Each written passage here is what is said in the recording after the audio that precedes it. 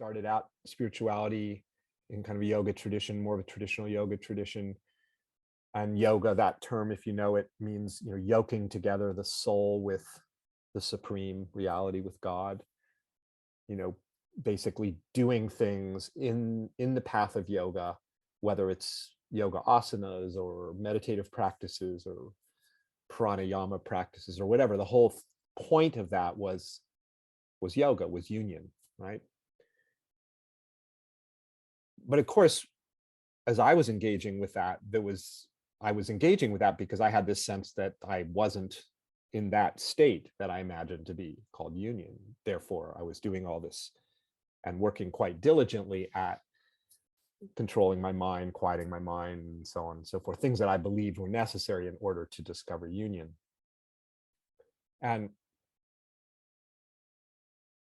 along the way, I learned about another way of looking at this, of understanding this, and a term that I heard, I don't know, maybe now 10 years ago, of what's sometimes called the supreme yoga, Ati yoga, I think in the Tibetan tradition, refers to the yoga of, you could say, recognizing that yoga or union is just already the case. That is what we have.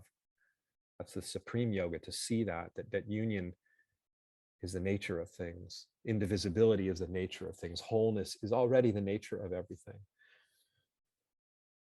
And that's what I wanted to speak a little bit to right now, and invite us to explore that in our own experience and discover that to be the case.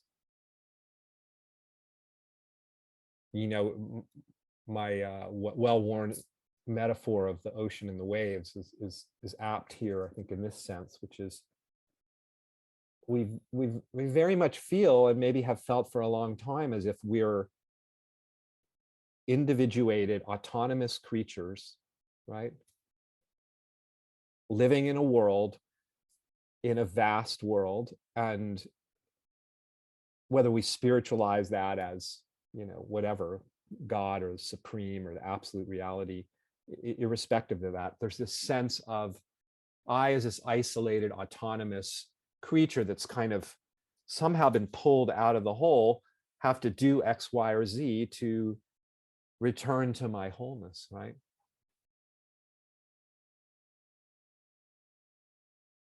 So we might try with all our might, in fact, with everything in us, to try to find the wholeness, to rediscover the wholeness, right?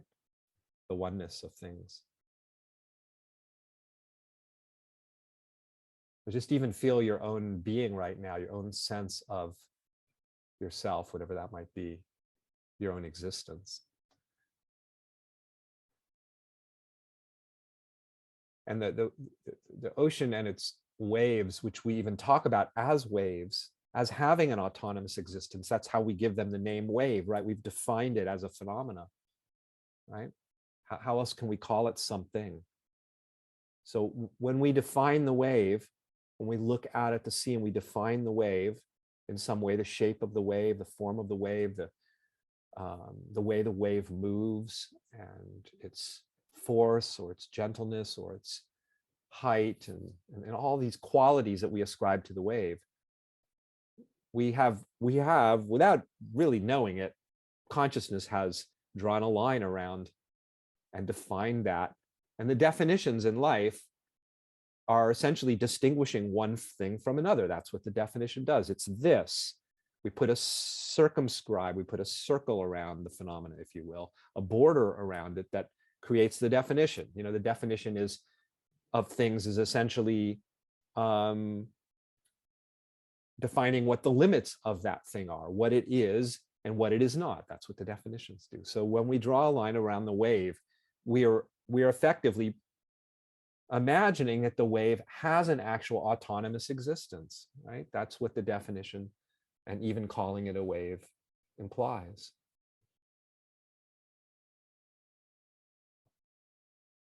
And we, of course, do the same thing just in our lives. Consciousness sees patterns, and somehow the patterns have their own unique qualities and characteristics and define sort of boundaries that seem to separate them out from the context within which we would say they exist. So I mean, any object that I'm looking at in the visual field, this is what I do. I've created a boundary around that object, defined the object, and made a distinction between the object and its context, the rest of the visual field, right?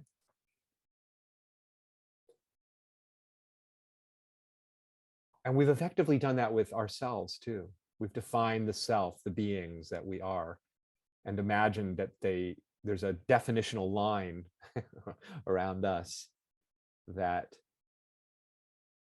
we've imagined that we've been plucked out of the whole somehow and now have to return to the whole to find the whole. But we've never been plucked out of the whole. Actually, just as the wave has never been plucked out of the sea.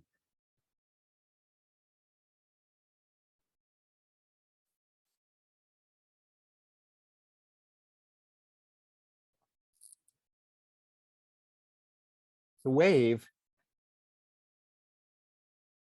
the watery waves that we see the sea giving rise to are its expression, aren't they?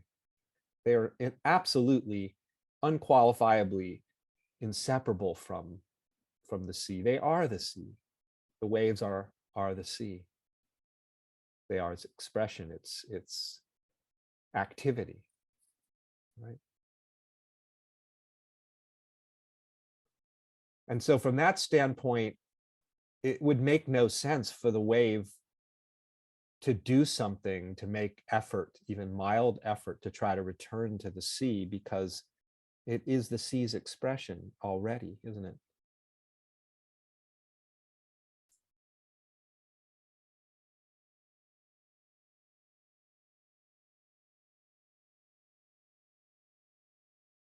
The wholeness or the oneness or the indivisibility of life is already what's here. This is already, whatever you want to call it. There's no name for it that's adequate, but we could call it reality. We could call it life. We could call it existence. Is already here. It is.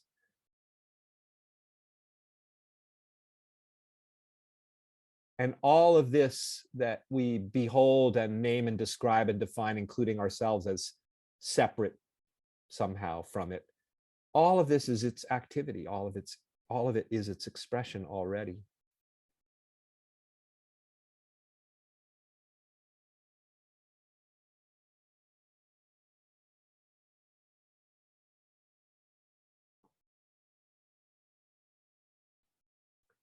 So, coming back to that idea of allowing what is to just be as it is, to not have to try to micromanage experience.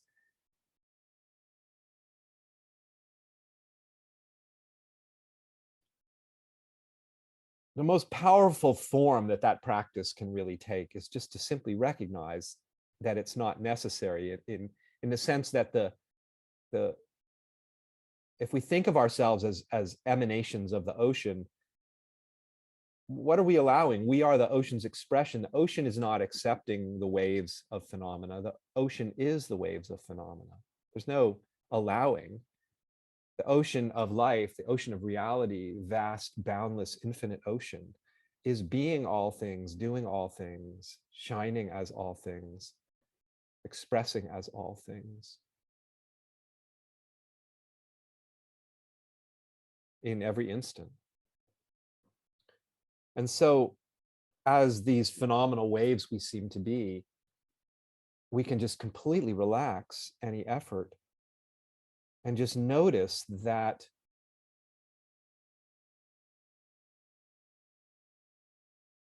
the life that we are is springing forth inexplicably.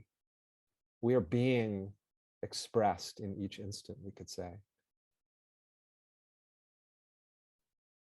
Life, the vastness of life, is being us and being all things right now, being everything about us as creatures, being the sound of these words, being the thoughts that are appearing, being everything being seen, everything being heard, everything being touched.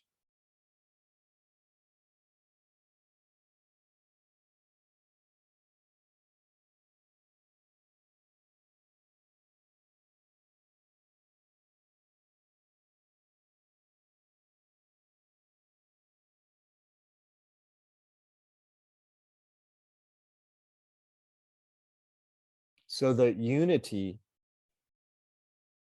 the indivisibility, the wholeness, the inseparability is just what's here. An inseparable, indivisible whole that appears as what we could call separate parts and pieces and manifestations that are seemingly definable from one perspective. But the whole, it is the whole that is moving. You know, when the wave moves, it is the sea that is moving it, right? It is the power and force of the sea itself that is the underpinning, the motive force, the energy, the fuel that gives rise to each phenomenal wave. And this is true of all things, that the incomprehensible vastness of life, the infinite intelligence of life, we could call it, is being what we might think of as ourselves. And that the being of us, the beingness that underlies us and everything, there's no effort required somehow. You know, we are being done, we are being lived. Life is living as all things, being all things, shining as all things. From that standpoint, there's no effort required, right? There's no, but that can be seen, that can be recognized right now to be the case. We can recognize right now that there's no findable division between what we might think of as our life and life. Where is the line? It can't be found any more than you could find the line separating the wave from its basis, the sea. So there's nowhere to go for this to be the case, to be more the case. There's nothing to engage in or do for this fundamental wholeness to be the case, because it just simply is the case. This unbounded, borderless,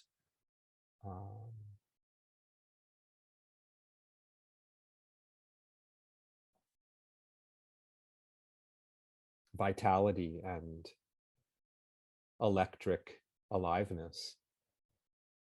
It's just here, isn't it? It's just here. Before we even take one step to recognize it, it's here. And if there's a step we take to recognize and see it, it is fueling those steps. It is the recognition. It is the seeking of recognition. It is all of it. It's the whole thing. And so if there's a recognition and there's a seeing, it's being seen by life itself. I mean, life is the seeing that's occurring right now. What is seeing this moment? What is recognizing this moment? Just consider that for a moment. What is seeing this moment? What is knowing this moment? There's absolutely no way to describe that in any way, shape, or form. But we could say that what's seeing, we're seeing with the eyes of the universe. We're seeing we're hearing with the ears of the universe. I mean, literally, right? Because there's no separation between what's looking through your eyes, the life force gazing out from your eyes, the life force hearing the words, the intelligence, the consciousness, all of it is what? Is made of what? Is inseparable from the whole of life, right? So this is why there can just be the great relaxation and release of looking to find the wholeness, because here it is, being all things, including